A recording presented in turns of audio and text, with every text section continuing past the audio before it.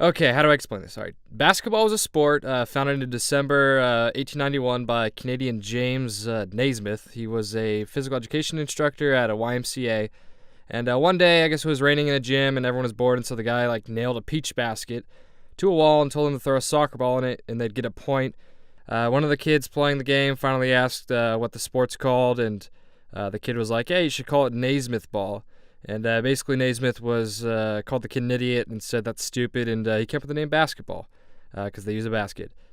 The first official game was played in Albany, New York on January 20th, 1892, with 9 players. I don't know how that makes sense. After a long game, the final score was a whopping 1-0, proving that athleticism in PE classes has, I guess, not changed since the 1800s. Going forward, there were 2 leagues, the NBA and the ABA. Long story short, the NBA was kind of like a McDonald's, and the ABA was kind of like a lesser-known Burger King. More people went to the McDonald's. I guess the ABA sued McDonald's, or NBA, and the NBA lost the lawsuit to the Burger King.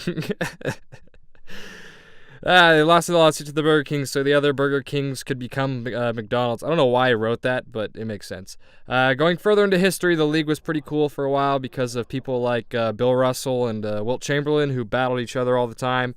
Bill Russell played for the Celtics, which are in Boston. They were really dominant for a while, kind of like Beyonce winning a Grammy. So a lot of people watched until the end of the 70s when it kind of died down a lot. I guess they were going bankrupt and everything. So the NBA had to save itself. So at the start of the 80s, they added the three-pointer, which means players could shoot from behind a line and they could score 3 points instead of 2. This is also when Larry Bird and Magic Johnson joined the league. Larry Bird played for the Celtics and Magic Johnson played for the Lakers. These teams both hate each other, kind of like Cardi B versus Nicki Minaj fans.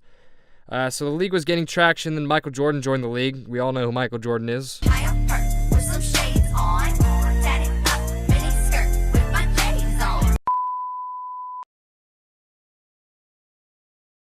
So Jordan plays in the league for a long time, won a bunch of stuff, and he's kind of a dick, but everyone loves him for what he's done. Fast forward to today, and you got LeBron James in the league, who is argued to be one of the best, if not the best, besides Jordan. So talking about fundamentals of the game, there are 5 positions that a player can play. Comparing this to One Direction, you could play point guard, which is kind of like the Zayn of the team. He's the best ball handler. He passes the ball well, and he kind of makes all the decisions. Kind of like the face of the team. Then you got the other position is the Harry Styles of the league, which is called a shooting guard. Everyone's obsessed with them because they usually score the most points. So they're kind of the sexy boys of the league. They're in charge of making 3-pointers or right into the basket. The famous ones are like Kobe Bryant and James Harden.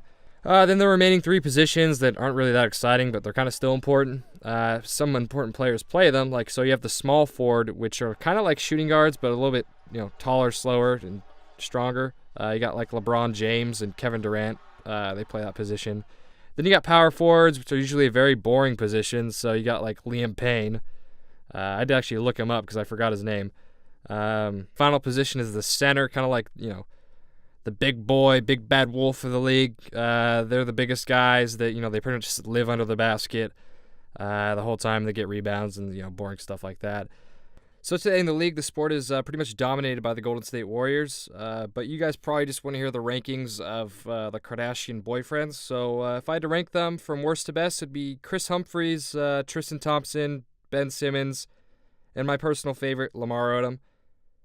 So that is basketball. I hope you learned something today. And if not, then please unsubscribe. Thank you, and I'll see you next time.